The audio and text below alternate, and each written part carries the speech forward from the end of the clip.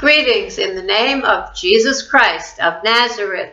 Today's message is called Prophetic Military Alliances of the Last Days. It is part 8 in our series on eschatology, the study of the last things. Before we begin today's study, let's quickly review the key points from our previous study on the mark of the beast. The mark of the beast is the counterfeit Christ's attempt at being omniscient. This mark will be some kind of a tracking device that upon receiving it will alter man's DNA permanently, which will make whoever receives this mark unredeemable.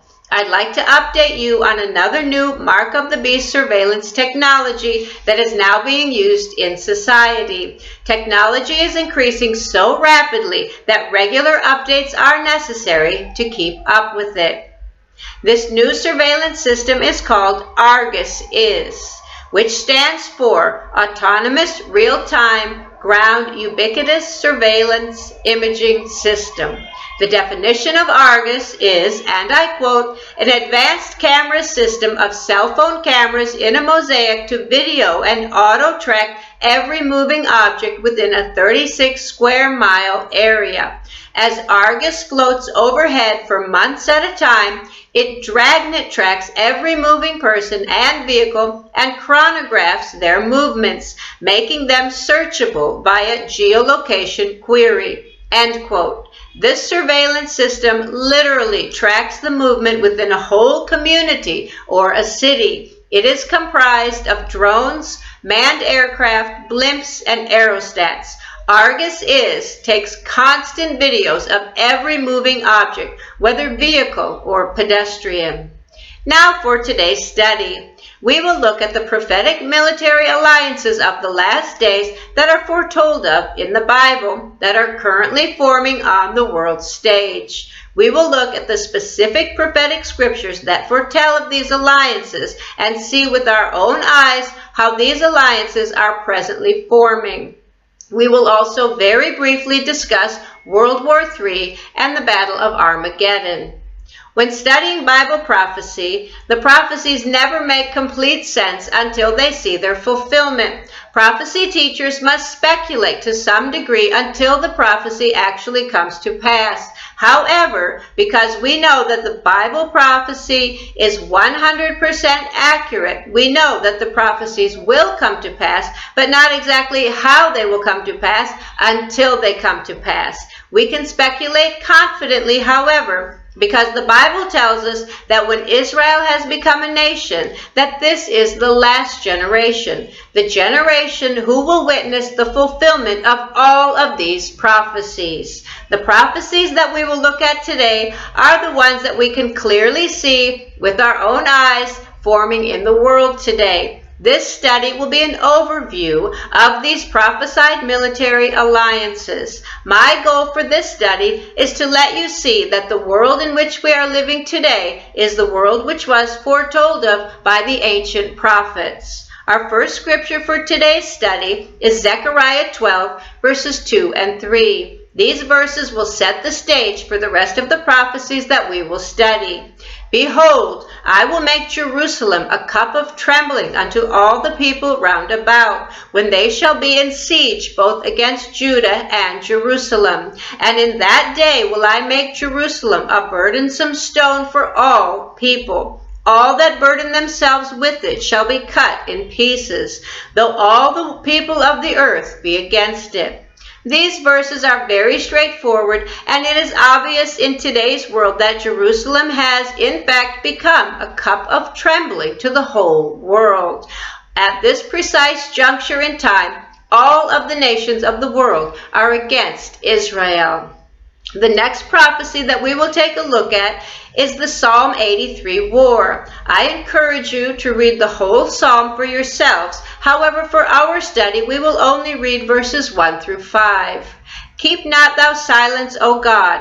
Hold not thy peace, and be not still, O God. For lo, thine enemies make a tumult, and they that hate thee have lifted up the head. They have taken crafty counsel against thy people, and consulted against thy hidden ones. They have said, "Come, and let us cut them off from being a nation, that the name of Israel may no more be in remembrance. For they have consulted together with one consent. They are confederate against thee." Psalm 83 continues on by listing the people groups or nations that are united against Israel.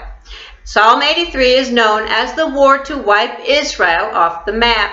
It consists of all of the countries that have a common border with Israel. These countries include Lebanon, Syria, Jordan, Egypt, and Gaza.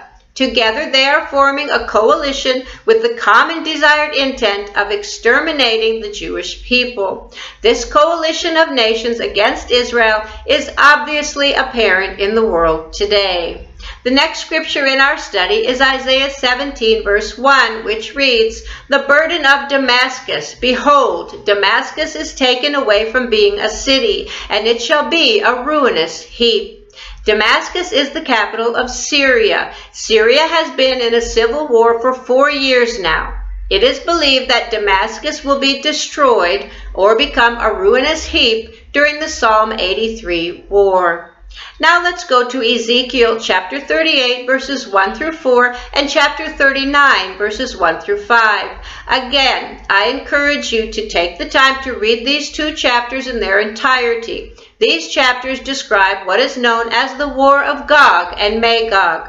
The language of these chapters is not so easy to understand, but you can see the main objectives very clearly. Ezekiel 38 verses 1 through 4. "And the word of the Lord came unto me, saying, Son of man, set thy face against Gog, the land of Magog, the chief prince of Meshech and Tubal, and prophesy against him, and say, Thus saith the Lord God, Behold, I am against thee, O Gog, the chief prince of Meshech and Tubal, and I will turn thee back and put hooks into thy jaws, and I will bring thee forth and all thine army, horses and horsemen, all of them clothed with all sorts of armor, even a great company with bucklers and shields, all of them handling swords."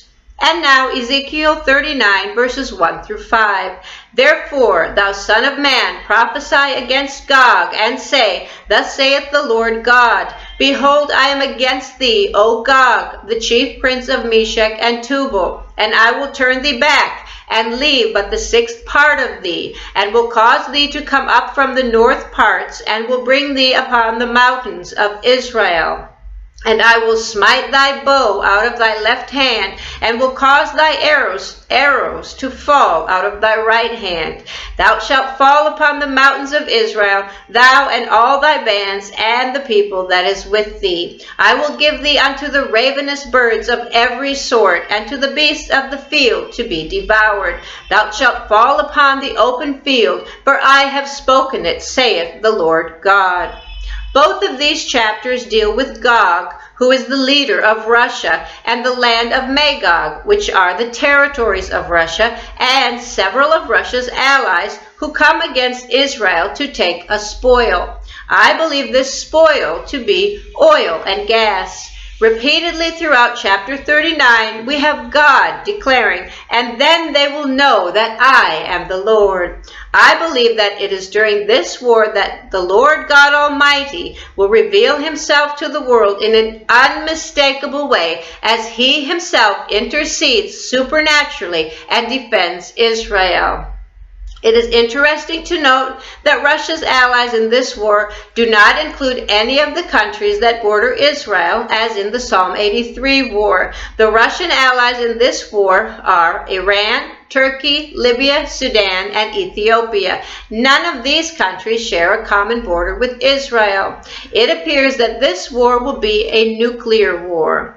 In the world news of today, we are witnessing the very strong and newly formed military alliance between Russia and Iran. The stage is being set for the war of Gog and Magog to commence. To me, it is not clear if Ezekiel chapters 38 and 39 are referring to one and the same war or 2 separate wars. I say this because Ezekiel 39 uses several similar language references to the war of Armageddon, which is described in Revelation 19. The War of Armageddon occurs at the end of the tribulation period when Jesus Christ returns to set up his kingdom.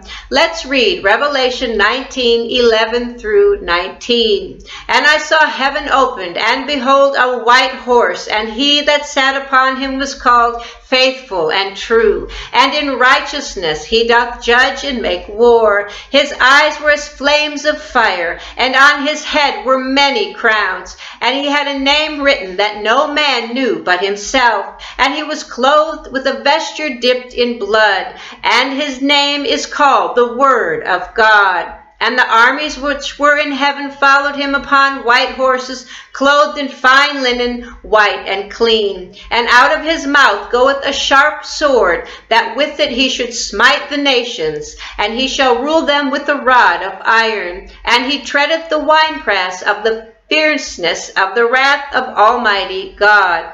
And he hath on his vesture and on his thigh a name written, King of Kings and Lord of Lords. And I saw an angel standing in the sun, and he cried out with a loud voice, saying to all the fowls that fly in the midst of heaven, Come and gather yourselves together unto the supper of the great God, that ye may eat the flesh of kings, and the flesh of captains, and the flesh of mighty men, and the flesh of horses, and of them that sit on them, and the flesh of all men, both free and bond, both small and great. And I saw the beast and the kings of the earth and their armies gathered together to make war against him that sat on the horse and against his army. In the War of Armageddon, the nations are gathered together to make war against Jesus Christ, in which there will be no war, as the Bible says that these nations will be consumed by the brightness of the coming of the Lord Jesus. I now want to spend a little time talking about World War III. Is it specifically referenced in the Bible? There are differing views among prophecy teachers regarding World War III. One scenario is that it is the War of Armageddon. The other scenario is that is taught among prophecy teachers is that World War III is the Psalm 83 war morphing with the War of Gog and Magog in Ezekiel 38 and 39, which will then have the domino effect on the other nations around the world that are at odds with each other. These other nations include, but are not limited to, Saudi Arabia versus Yemen and Iran, Russia versus Ukraine, North Korea versus South Korea, China versus Japan and Taiwan, and we have NATO and the United States within this mix of nations who are an ally to many of these nations who are in conflict with each other. In closing, let me try to put this study of the prophetic military alliances of the last days into perspective. There are a series of wars that will come to pass before the second coming of Jesus Christ. Jesus will return at the end of the tribulation period when he will set up his millennial reign. The rapture of the church could literally happen at any time, as there are no prophecies that must be fulfilled prior to it. The Bible does not make it clear if the Psalm 83 war and the War of Gog and Magog will take place before or after the rapture of the church. The tribulation period will begin with the confirming of a 7-year peace agreement by the Antichrist between Israel and other unidentified nations. It is my belief that in order to have a reason to confirm a peace agreement, there must first be a war that acts as a catalyst to it. I believe the Psalm 83 war to be that catalyst, which literally could break out at any time. I leave you with Revelation chapter 22, verses 12 and 13, where Jesus says this, And behold, I come quickly, and my reward is with me, to give every man according as his work shall be. I am Alpha and Omega, the beginning and the end, the first and the last. That's all for today. Thank you for listening. If there's anyone listening to this message and you have not yet received Jesus Christ as your Savior, I compel you to do it now. Maranatha, come quickly, Lord Jesus.